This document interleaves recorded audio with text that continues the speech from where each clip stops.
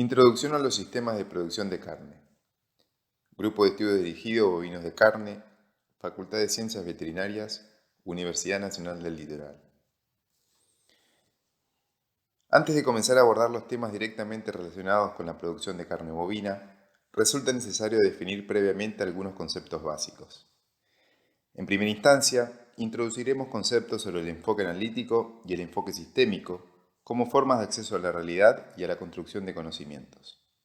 Posteriormente, destacaremos algunos puntos importantes de la teoría general de sistemas y las características más sobresalientes de los sistemas en general. Por último, veremos cómo ese concepto de sistema se aplica a nuestro área de interés, describiendo en términos generales un sistema de producción de carne y los factores que lo integran.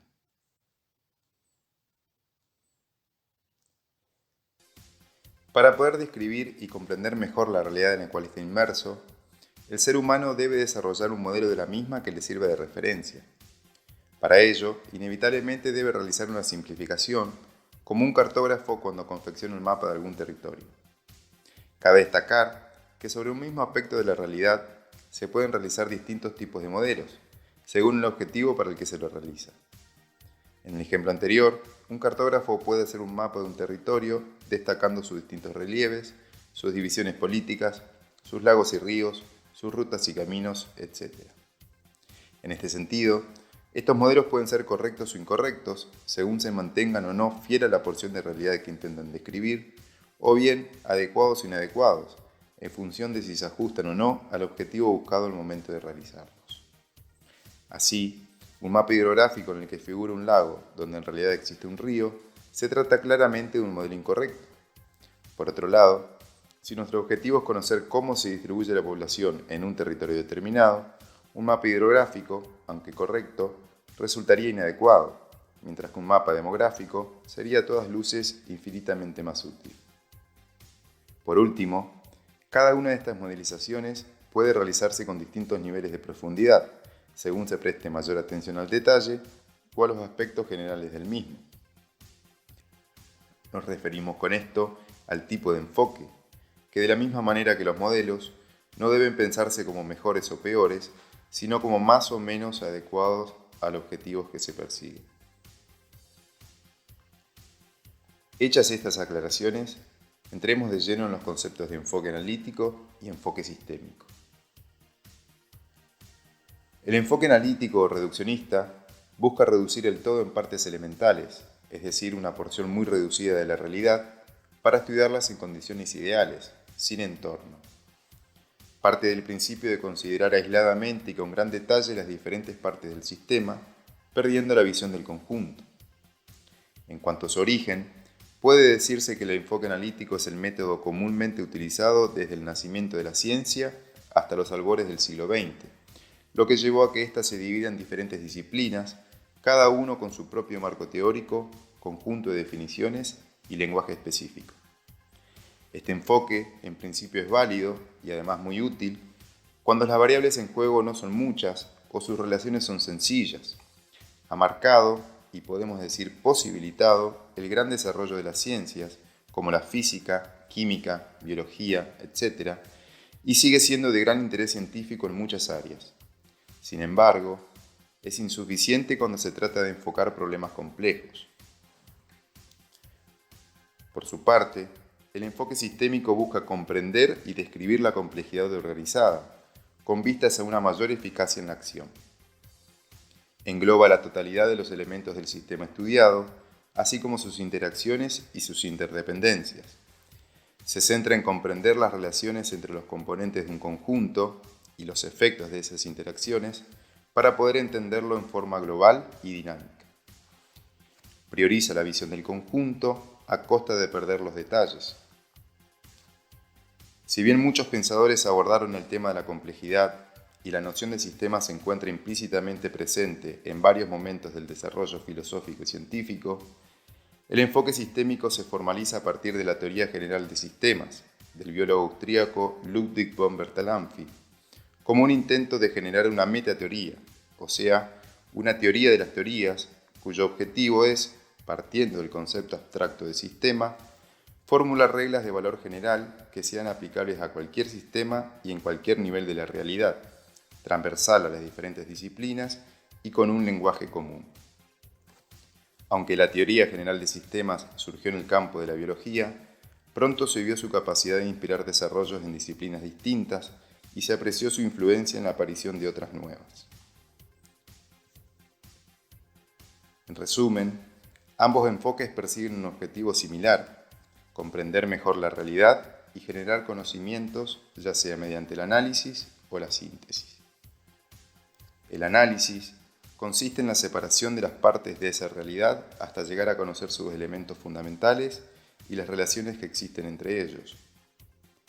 La síntesis, por otro lado, se refiere a la composición de un todo por reunión de sus partes o elementos. Sin embargo, en la práctica, ambos procesos se realimentan sucesivamente, por lo cual los resultados que se dan en un paso posterior pueden permitir revisar lo realizado en un paso anterior y contribuyen en partes iguales a la creación de un modelo de la realidad. En este sentido, como adelantamos al principio, entendemos por modelo un sistema desarrollado por la actividad científica del hombre que intenta representar la realidad estructural y funcionalmente con el mayor nivel de aproximación posible.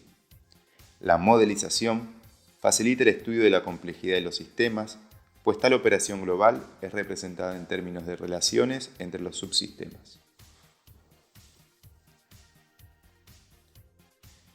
Ahora bien, ¿a qué nos referimos concretamente cuando hablamos de sistemas? Entendemos por sistema un arreglo de componentes relacionados en forma dinámica entre sí y con el medio externo que forman y actúan como una unidad de un todo, de manera que un cambio en un elemento afecta al conjunto y que contribuyen en la obtención de un resultado. La manera más simple de representar gráficamente un sistema sería como un proceso que transforma entradas en salidas. Analicemos ahora más detalladamente los elementos o partes de un sistema. Los componentes son los elementos básicos del sistema. Constituyen los aspectos estructurales del mismo y pueden estar más o menos organizados formando subsistemas dentro del sistema general. Por ejemplo, las autopartes o piezas que componen el sistema automóvil. Interacción entre los componentes.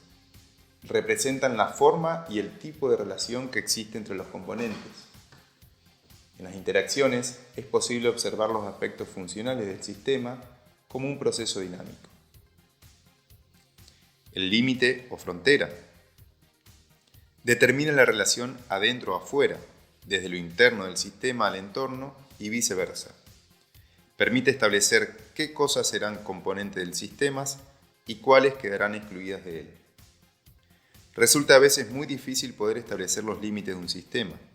Aquí, cabe decir que la constitución del sistema depende del observador y de las decisiones metodológicas para su construcción. El límite de un sistema es selectivo o semipermeable. Esto significa que no cualquier elemento puede ingresar o salir de él. Para el caso particular de nuestro área de interés, el mayor uso del enfoque de sistemas estará dado por el análisis de establecimientos agropecuarios. En estos casos, el límite del sistema es el límite geográfico del establecimiento. El entorno constituye el supersistema o metasistema con el cual se relaciona dinámicamente nuestro sistema a través de las entradas y las salidas. Las entradas o inputs son los flujos que entran a la unidad, mientras que las salidas o outputs son los flujos que salen de la unidad.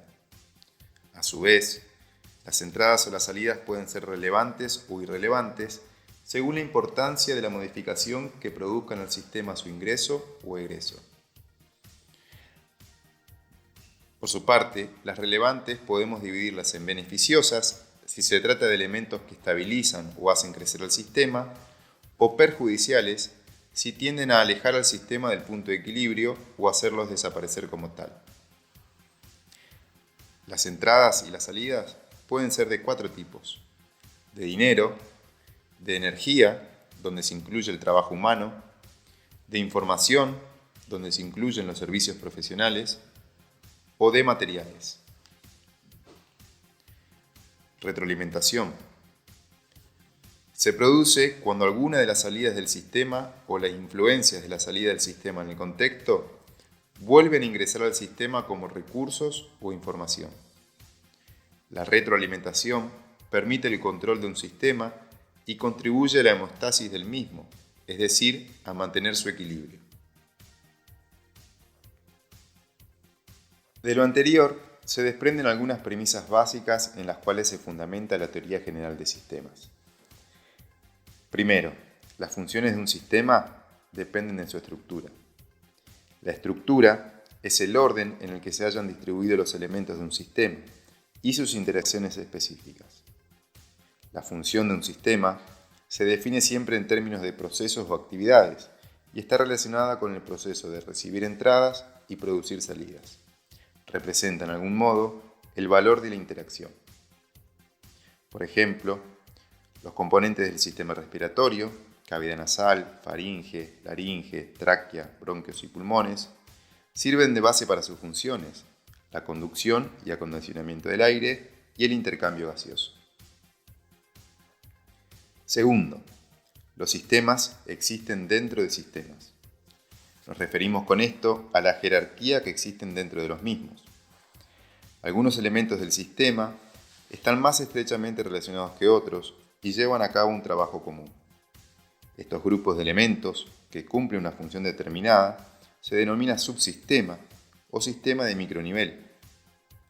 Todo sistema convencionalmente determinado se compone de múltiples subsistemas, y estos a su vez de otros, tanto como su naturaleza lo permita, los cuales, en determinadas condiciones, pueden ser consideradas como sistemas. Por lo tanto, los términos de sistemas y subsistemas son relativos y se usan de acuerdo con las situaciones. Con el mismo criterio, todo sistema está incluido dentro de otro más grande, denominado suprasistema o sistema de macronivel, que configura su entorno.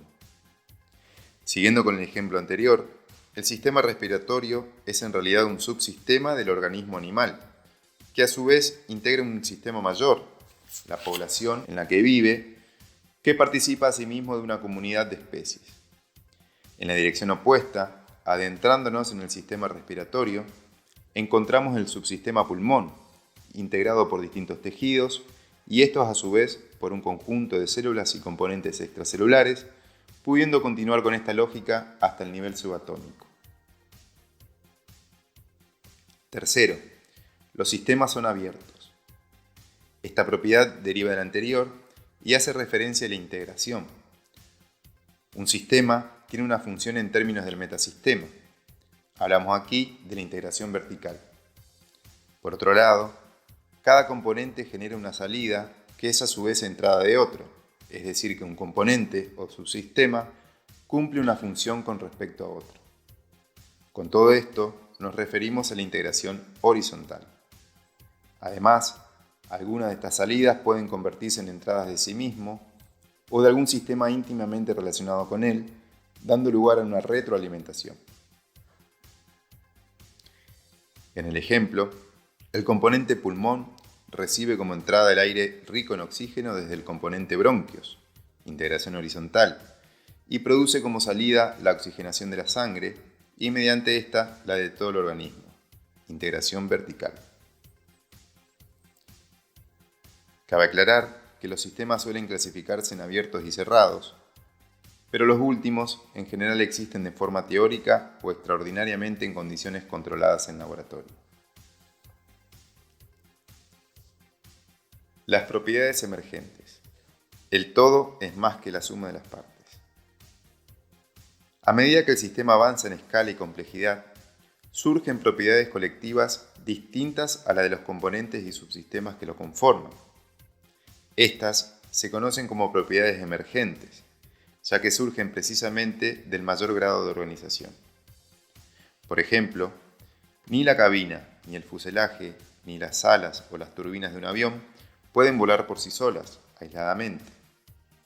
Pueden hacerlo recién cuando éstas se unen y se relacionan en forma adecuada, funcionando en conjunto. En otras palabras, la capacidad de volar es una propiedad emergente del sistema avión.